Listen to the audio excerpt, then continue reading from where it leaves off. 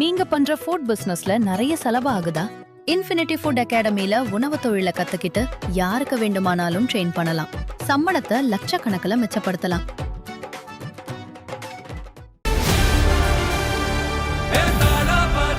மக்களுக்கு நல்லது பண்றதுக்கு அரசியலுக்கு வாங்கடா, கொள்ளை அடிக்கிறது கொலை பண்றதுக்கு கூட அரசியலுக்கு.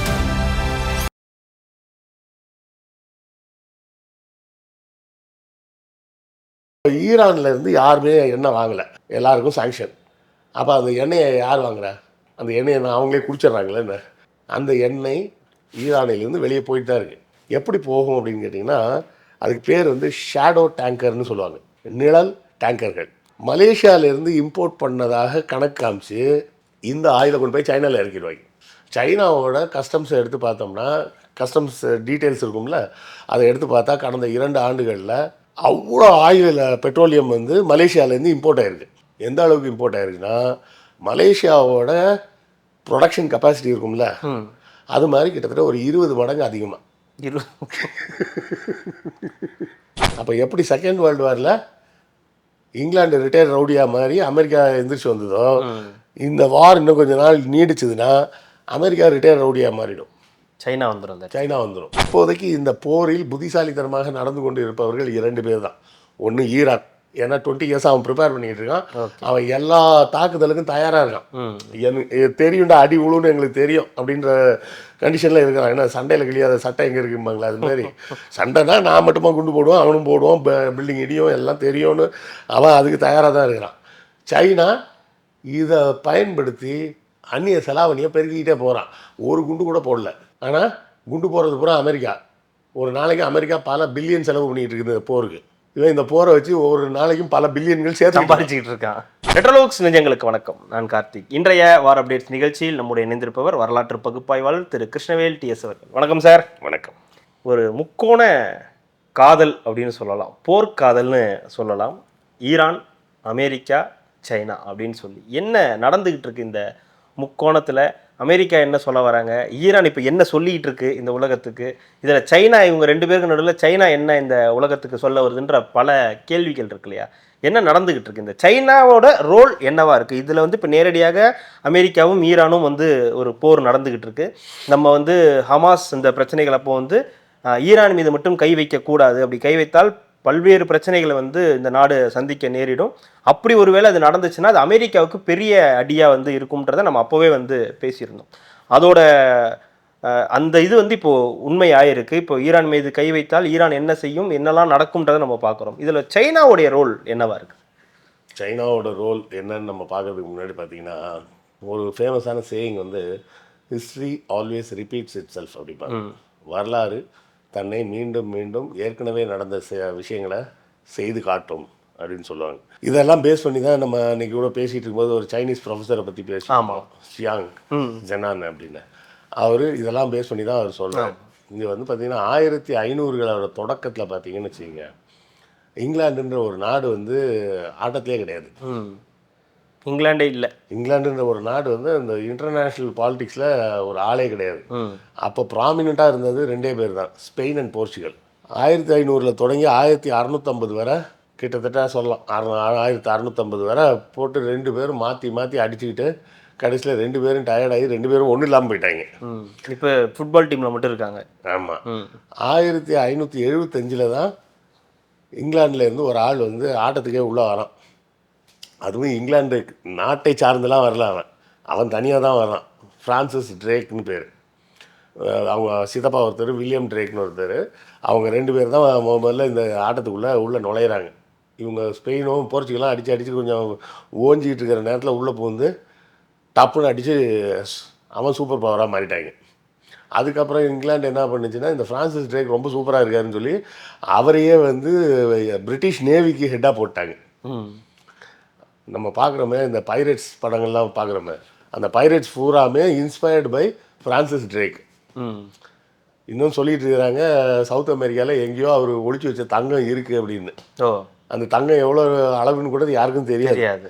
சொல்கிறது என்ன சொல்கிறாங்கன்னா, ரஃப் எஸ்டிமேட்டாக வச்சா கூட ஒரு 250 டன் இருக்குன்றாங்க. 250 டன்னா? ஆமாம், தங்கம். ஏன்னா அவருக்கு கப்பலுக்கு கொண்டு போகிறதுக்கு வேற வண்டி கிண்டி இல்லைன்னு சொல்லிட்டு அதை புதைச்சி வச்சுட்டு எடுத்து போனாராம். அதுக்கப்புறம் அவர் பிஸி ஆகிட்டாரு, இங்கே வரவே இல்லை அப்படின்ட்டாங்க. அது வந்து ஒரு லெஜெண்ட், அர்பன் லெஜெண்டுன்னு நம்ம எடுத்துக்கலாம். அது உண்மையாகவும் இருக்கலாம். இன்னமும் அதை தேடிட்டு இருக்க ஆட்கள்லாம் இருக்காங்க இன்னும் யூரோப்பில். பூட்டி ஹண்டர்ஸும்பாங்க. அதெல்லாம் தேடுற குரூப், ஒரு குரூப்பு பல டேட்டாஸ்லாம் கலெக்ட் பண்ணி இதெல்லாம் இப்படி இருக்க வாய்ப்பு இருக்குது, அப்படி இருக்க வாய்ப்பு இருக்குதுன்னு வச்சுட்டு எல்லாம் தேடிட்டு இருக்காங்க. இது first round history. Spain and போர்ச்சுகல்னு டாப்பில் இருந்தப்போ அடிச்சுக்கா. ஏன்னா பிரிட்டன்ட்டு அவ்வளோ காசு கிடையாது அப்போ. ஓகே, முதல்ல கொலம்பஸ் அனுப்பிச்சி விட்டது ஸ்பெயின் தான் அனுப்பிச்சுது. அடுத்தால வாஸ்கோ ட காமாவை போர்ச்சுகல் நாடு அனுப்புது. திரும்ப ஸ்பெயின் வந்து மெகலன் அனுப்புது. அது ரிசல்ட் என்னன்னே தெரியாமலேயே காசை போட்டு போய் பார்த்துட்டு வாப்போ அப்படின்னு சொல்கிற அளவுக்கு பணக்கார நாடாக இருந்தது. அப்படிலாம் டெஸ்டிங்லாம் பண்ணுற அளவுக்கு காசு இல்லாமல் இங்கிலாந்து உட்காந்துருந்தது. இப்படி புரிஞ்சுக்கிங்க. அப்போ அந்த இடத்துல இருந்து 1575 லைட்டாக ஒரு என்ட்ரி கொடுக்குறாங்க. 1600க்கு மேலே பார்த்தீங்கன்னா சரன்னு டெவலப் ஆகி வராங்க. 1750க்கு அப்புறம் டாப் போயிட்டாங்க. அதுக்கப்புறம் பிரிட்டனை அடிக்க ஆளே இல்லைன்னு வந்துருச்சு. ஃபர்ஸ்ட் வேர்ல்டு வார் வருது, பிரிட்டனுக்கு அடி உள்ளது. செகண்ட் வேர்ல்டு வார் வருது, செம்ம அடி. அந்த நேரத்தில் லாஸ்ட்டாக சீனுக்கு வந்தது அமெரிக்கா. முதல்லலாம் வரவே இல்லை. World war, second world war ஆரம்பித்து ரொம்ப நாளாக ஓடிட்டு இருக்குது. அதில் மேஜராக கிராக் பண்ணது யாருன்னா ரஷ்யாவும் பிரிட்டனும் தான். ஹிட்லரை மொத்தமாக காலி பண்ணது ரஷ்யா தான். ஓகே, பிரிட்டனும் ஓரளவுக்கு சொல்லலாம். ஆனால் லாஸ்ட்டாக வந்து 2 குண்டை கொண்டு ஜப்பானில் போட்டு நான் தான் வல்லரசுன்னு ஏறி பண்ணிட்டான். இது ஹிஸ்ட்ரி ரிப்பீட்டட் செகண்ட் டைம். இப்போ இது history is going to be repeated the third time. இப்போ அமெரிக்கா தேவையில்லாமல் சண்டை போட்டுட்டு இருக்குது. ஆமாம். சைனா எதுவுமே பேசலை, பேசாமல் இருக்குது. சைனா வந்து ஒரு வருஷத்துக்கு, ஒரு மாதத்துக்கு பார்த்தீங்கன்னு வச்சிங்களேன், அவங்களோட பெட்ரோலியம் தேவை பார்த்தீங்கன்னா $100 பில்லியன், மில்லியன் இல்லை பில்லியன் டாலர்ஸ். ஓகே, ஒரு மாதத்துக்கே. இப்போ ஈரானில் இருந்து யாருமே எண்ணெய் வாங்கலை, எல்லாருக்கும் சாங்ஷன். அப்போ அந்த எண்ணெயை யார் வாங்குறா? அந்த எண்ணெயை அவங்களே குடிச்சிட்றாங்களே. என்ன அந்த எண்ணெய் ஈரானிலேருந்து வெளியே போயிட்டு தான் இருக்குது. எப்படி போகும் அப்படின்னு கேட்டிங்கன்னா, அதுக்கு பேர் வந்து ஷேடோ டேங்கர்னு சொல்லுவாங்க, நிழல் டேங்கர்கள்.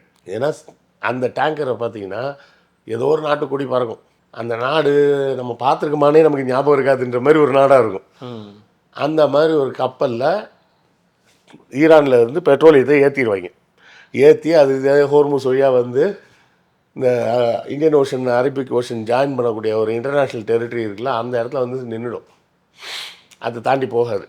அப்போ பார்த்தீங்கன்னா இன்னொரு கப்பல் வரும். அது வந்து லெஜிட்டிமேட் ஷிப்பாக இருக்கும். ஃபுல்லாக போகஸ் பேப்பர் ரெடி பண்ணுவாங்க. போகஸ் பேப்பர் ரெடி பண்ணி இந்த ஆயிலை ஃபுல்லாக அந்த டேங்கருக்கு கடலில் வச்சே மாற்றிடுவாங்க. பொருளை கைமாத்துற மாரி மாற்றின உடனே இந்த கப்பல் என்ன பண்ணும், அந்த பேப்பர்ஸ் பூரா என்ன சொல்லணும்னா மலேசியாவில் இருக்கக்கூடிய வேறு சில கம்பெனி பேர் இருக்கும். ஓகே, அப்படி ஒரு கம்பெனியே இருக்காது, அது ஷெல் கம்பெனிஸ். அதோட ஹெட் குவார்ட்டர்ஸ் வேறு ஒரு ஊரில் இருக்குது, அது மலேசியாவில் இருந்து ஆப்ரேட் பண்ணுதுன்னு சொல்லியிருப்பாங்க. அதோட ஆப்ரேட்டிங் லைசன்ஸ் எல்லாம் மலேசியாவில் இருக்கும். ஓகே, அதோட ஹெட் குவார்ட்டர்ஸ் வந்து பார்த்திங்கன்னா பனாமா ஐலண்டில் இருக்குது அப்படின்னு போட்டு வச்சுருப்பாங்க. அப்படி போட்டு வச்சுட்டு என்ன பண்ணுவாங்க, மலேசியாவிலேருந்து இம்போர்ட் பண்ணதாக கணக்கு காமிச்சு இந்த ஆயிலை கொண்டு போய் சைனாவில் இறக்கிடுவாங்க.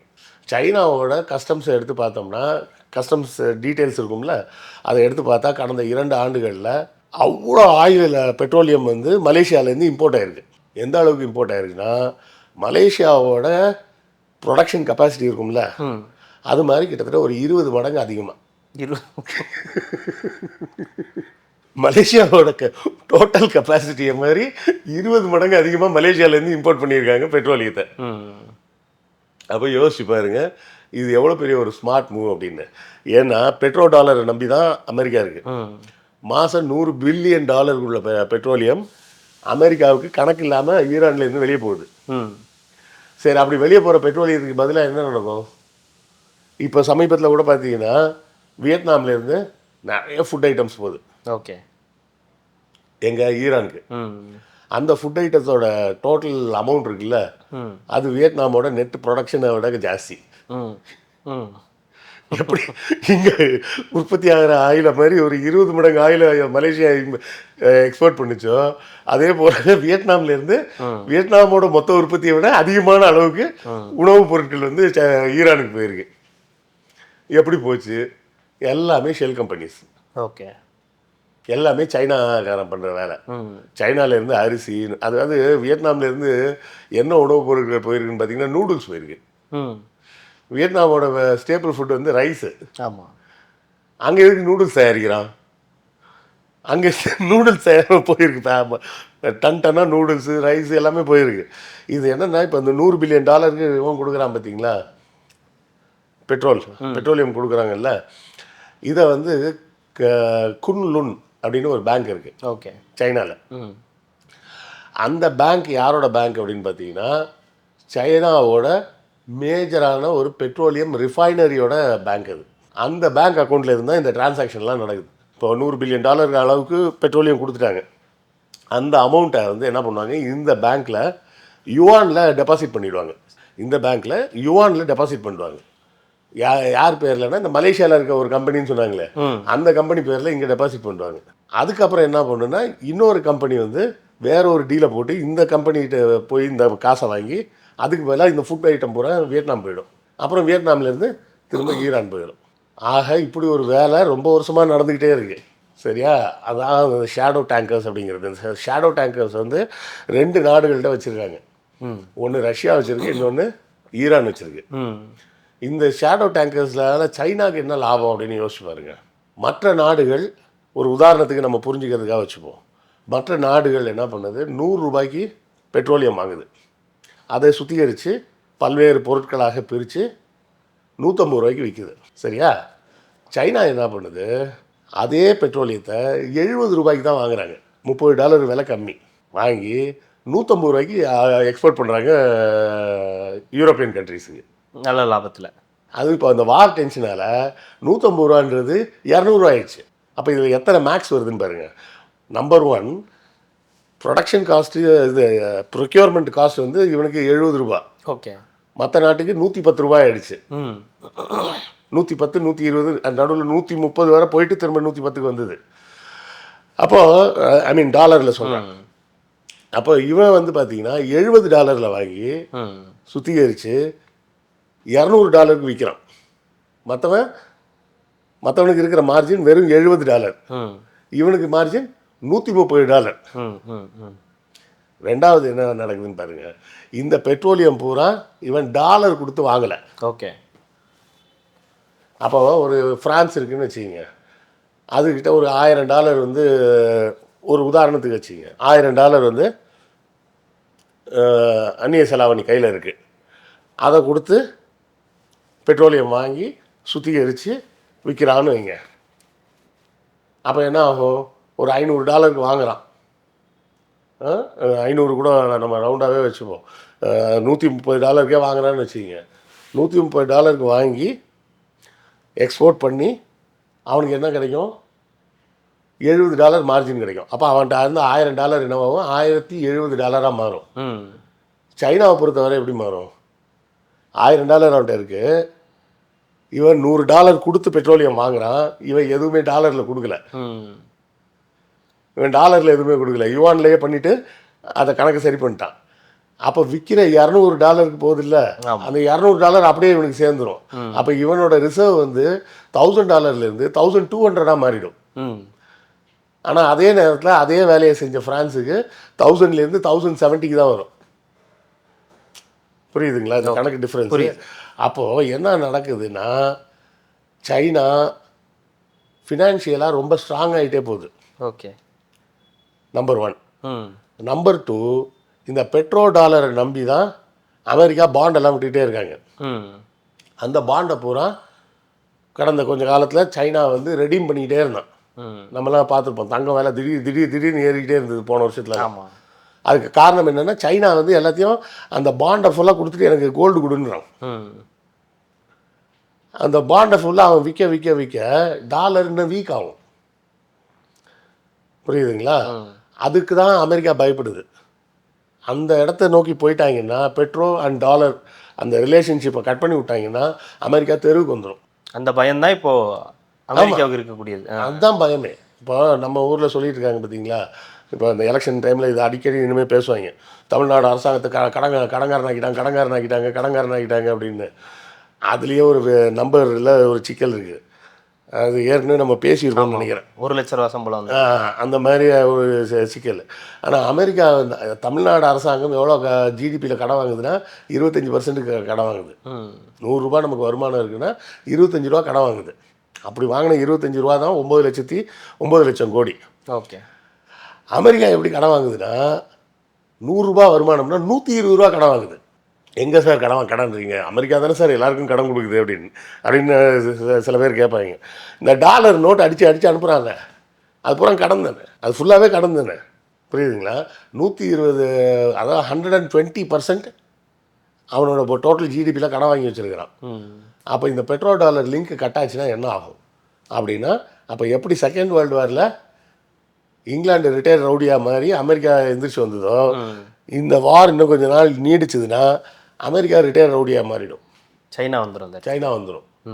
சைனா வந்தால் நல்லதா கெட்டதான்றது இன்னொரு கேள்வி இருக்குது. அடுத்த பிரச்சனை அது வேற ஒரு சென்சிட்டிவான கொஸ்டின் அது. ஏன்னா சைனா அமெரிக்காவை எதிர்க்குதுன்றதுக்காகவே சைனாவை நம்ம சப்போர்ட் பண்ண முடியாது. ரஷ்யாவில் இருக்க கம்யூனிசம்ன்றது வேற, சைனாவில் இருக்க கம்யூனிசம் வேற, ரெண்டுமே டோட்டலாக வேற. புரியுதுங்களா? சைனாவோட கம்யூனிசம் எப்படின்னா நம்ம ஜியோட கம்யூனிசம் மாதிரி, ஒரே நாடு, ஒரே மொழி, ஒரே தேர்தல், ஒரே மாடு, ஒரே நாடு, அந்த மாதிரி கம்யூனிசம். ரஷ்யாவில் இருக்க கம்யூனிசம் அப்படி கிடையாது. ரஷ்யாவில் லெனினே சொன்னார் ஒரு தடவை, ஒரு குறிப்பிட்ட பகுதியில் எல்லாம் ரஷ்யனில் எழுதி போட்டிருக்காங்க. கேட்டால் எல்லாம் படிச்சுக்க வேண்டியது தானே அப்படின்னு இருக்காங்க. அப்போ லெனினே என்ன சொல்லியிருக்காருன்னா, அவன் மொழியில் நமக்கு பேச தெரிலன்னா அவனை ஆட்சி செய்யறதுக்கு நமக்கு உரிமையே இல்லை அப்படின்னாரு. எந்த மக்களை ஆட்சி செய்கிறோமோ அந்த மக்களோட மொழியை நமக்கு பேச தெரியல அப்படின்னு சொன்னால், அந்த மொழியில் அவனை கூட கம்யூனிகேட் பண்ண தெரியலன்னா அவனை ஆளும் தகுதி நமக்கு இல்லை அப்படின்னு தெளிவாக சொல்கிறார். இதை நீங்கள் இங்கே இந்தியாவிலே பார்க்கலாம். ஈஸ்ட் இந்தியா கம்பெனி காலத்திலேயே பார்க்கலாம். ஈஸ்ட் இந்தியா கம்பெனி காலமும் சரி, பின்னாடி வந்த பிரிட்டிஷ் ராஜ் பீரியட்லேயும் சரி, ஒருத்தர் அந்த ஏரியாவுக்கு கவர்னராகவோ ஒரு பதவிக்கு கலெக்டராகவோ வரணுன்னா குறைஞ்சபட்சம் அந்த லாங்குவேஜ், அந்த மொழியை எழுத படிக்க பேச தெரிஞ்சிருக்கணும். மதுரைக்கு ஒருத்தர் கலெக்டராக வர்றாருன்னா அவருக்கு தமிழ் பேச எழுத படிக்க தெரியலன்னா அவரை அப்பாயின்ட் பண்ண மாட்டாங்க. இதுக்காகவே அந்த பிரிட்டிஷில் வேலை பார்த்த அதிகாரிங்க பூரா 1க்கு 4 லாங்குவேஜ் கற்றுவாராம். ஏன்னா இப்போ மெட்ராஸில் ஒரு வேகன்சி இருக்குது, யாரை போடலான்னா, ஐயா எனக்கு தமிழ் தெரியுயா அப்படின்னு கையை தூக்கினா அவனை அனுப்பிச்சி விட்ருவாங்க. இது நான் சும்மா கற்பனையெல்லாம் சொல்ல. ஜேம்ஸ் வேல்ஷ்னு ஒருத்தர் மெமர்ஸ் ஆஃப் தி மிலிட்ரி ரெமினசன்ஸ்னு ஒரு புக் எழுதியிருக்காரு. அதாவது அவரோட லைஃப் கூட கிடையாது, அவரோட டைரி. 40 வருஷம் அவர் இந்தியாவில் இருந்தார். அந்த 40 வருஷம் இந்தியாவில் இருந்தப்போ அவர் எழுதி வச்ச டைரி குறிப்பு. அவர் தான் யாருன்னு பார்த்தீங்கன்னா, கடைசி காலத்தில் துரைசாமி அப்படின்னு சொல்லிட்டு மருது சகோதரர்களோட பையன். ஓகே.